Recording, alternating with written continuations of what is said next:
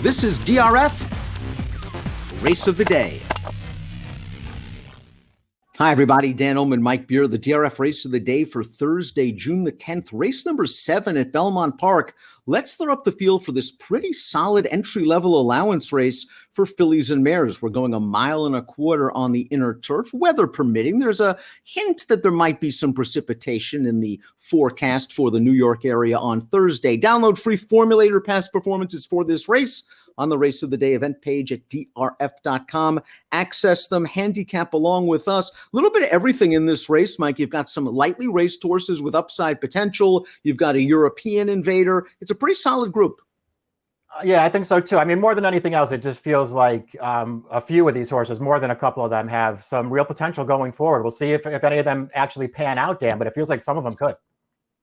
Let's throw up the Timeform U.S. pace projector for our Race of the Day. Windfall Profit couldn't make the lead last time out and then was chasing a slow pace from the outside. You might want to forgive her for that effort, and she's got better speed than that. Timeform U.S. believes that she and Linny Kate can take up the running, and I have to be honest, I'm not going to argue with that. Yeah, I'm not either. I didn't see, a ton of pace in the race. We'll see how much the leaders can back this thing down. It feels like that's certainly a possibility. I guess with Windfall Profit, maybe making the lead helps her, maybe stretching out in distance helps her. Something's got to help her. Her last 2 races have been bad. Halo City, the number 1, entered main track only. We'll move to the 2, Costana. This is a filly that sold for almost $300,000 as a 2-year-old in training. And let's watch her maiden win at Keeneland back on April the 15th. For a second, it looks like maybe this trip isn't going to work out. She's in behind horses, but Louis Size is going to find a nice hole, and Costana bursts on through professionally. Good performance, and she beat 2 minor next out winners. Yeah, ultimately, this trip really worked out for her. She got a good one. I like the way she finishes, though, Dan. Once she got clear, not only does she run down the horse who was on the lead the entire way, but she's staying to the end of this race. It really feels like the added distance of this race is going to be no problem for her. I think she's run pretty well in each of her last 2 starts. And listen, she's a full sister to Real Solution, who won the Manhattan over this course and distance a few years ago. So she's bred to get at least this far. European invader made in Italy makes her first North American start. And although she is a turf maiden, she did earn a Group 2 placing in Italy in the Italian Oaks. I like the way she won over Synthetic in her seasonal debut 2 starts back. Haley Doyle just gave her a really nice ride, covered up at the back. The rail opened up. She shot on through and she won it. Tried a similar trip against better horses last time out, and I just don't think the pace came back to her. She again saved ground and finished in a 1-paced fashion. The winner of that race came back to run 3rd in a Group 2. She's going to have to improve. She's going to have to break. And of course, she has to answer the question, is she better on turf than she is on synth? Yeah, those are all fair questions. We'll see how good this horse is. I agree with you. I feel like she ran pretty well off the layoff 2 starts back. Not quite as well last time, but maybe that trip just didn't work out for her. I don't know, Dan. I mean, I feel like she's sort of a wild card in the race. I can't say that I love her form overseas. So we'll see, how she classes up with these horses. Grand Motion does have really good numbers with his foreign imports. I couldn't fall in love with this horse. We'll see. Windfall Profit, we talked about her in discussing the pace projector segment, and I kind of agree with you from a quality standpoint. I'm just really not sure how good she's going to turn out to be. Although Shug does great with these, horses that mature and with longer distances. This one's already had 11 tries. I'm willing to give her a little excuse for the last race. 2 back was off a short layoff, but so far she's burned a lot of money. She just doesn't turn out to be that good. I feel like it felt like she was starting to get better early last year. That she broke her maiden up at Saratoga, came back in her start right after the maiden win and got really unlucky that day. And it just sort of felt like, oh, maybe she's starting to finally figure it out.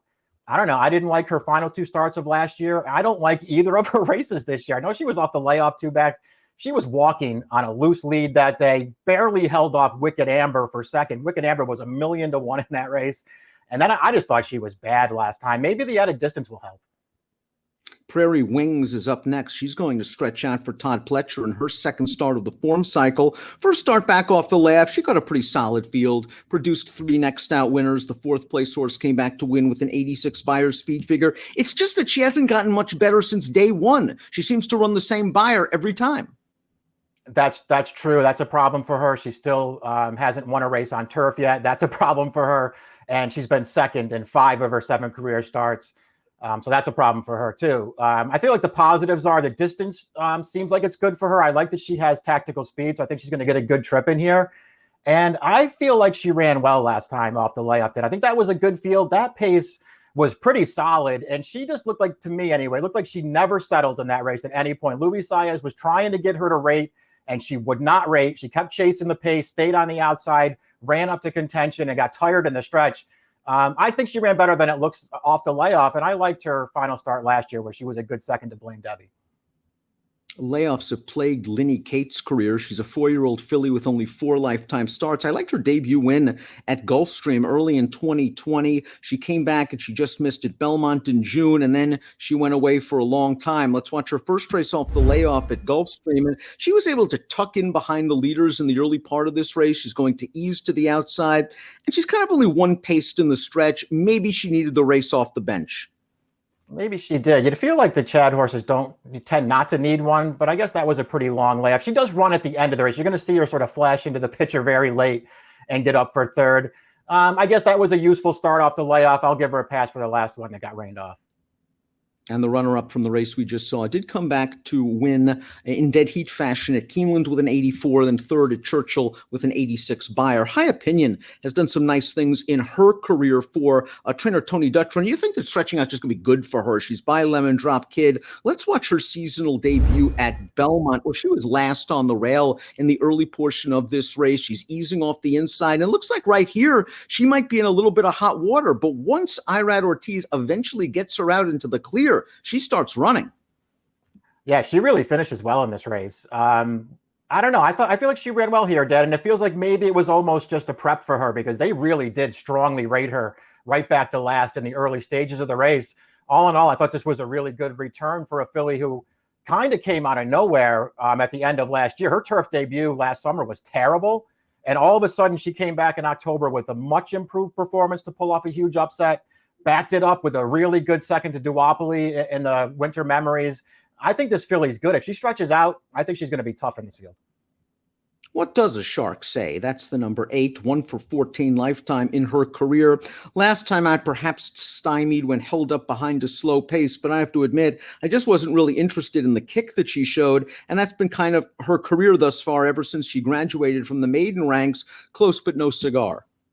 Yeah, that's how I feel about her too. I feel like she just hasn't turned out to be that good. She does have some speed, so there's a chance that they try to go forward with her again. They did that a couple of times last summer over this course and distance where they just used her speed and put her on the lead.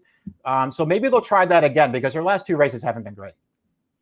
Chad Brown has Linny Kate. He also has Higher Truth. That's the number 9, a lightly raced daughter of the great Galileo, coming off a maiden win at this distance over this course on April the 22nd. Let's watch Higher Truth's effort that day. And I thought this was a pretty decent race, Mike, where she's sitting up close at a pretty big price, and she's going to fire on home. I thought she ran well in here. She got a good trip in this race. You see the runner up there coming right up to her outside, Dan. At this point, it looks like she's going to be third. But she's pretty game in here and finds a finish at the end and is actually feels like she's starting to move away from these horses. This was a good performance for a filly who was extremely ranked and extremely green in her career debut. Really cost herself that day. Much more professional last time. Big step forward. Courageous Girl has entered main track only. Wicked Amber completes the field. Only 2 for 31 lifetime in her career. She's taken a slight step forward since returning to the turf for trainer Randy Persson, and she's really going to have to improve and perhaps need some other things to happen in order to win this race, but occasionally she can crack the board at a big price. Yeah, I mean, I would certainly keep an open mind with her if you wanted to use her underneath. I mean, I couldn't make a case to put her on top in here, but there's nothing wrong with the 3 races she's run since they've come back to turf. And 2 starts back was over this course and distance, and she ran fine. Top pick time for our Thursday DRF race of the day. You're going with Prairie Wings, Mike. I do think this horse should be able to stretch out without an issue, and that last race was a good fitness builder. Yeah, I just want to give her one more chance. I don't love her, Dan. I'm not going to sit here and make a big case for her. I do realize that she's very hard to trust, but I like her stretching back out, and I hope that Manny Franco goes forward with her. I'd like to see him try to put her on the lead here.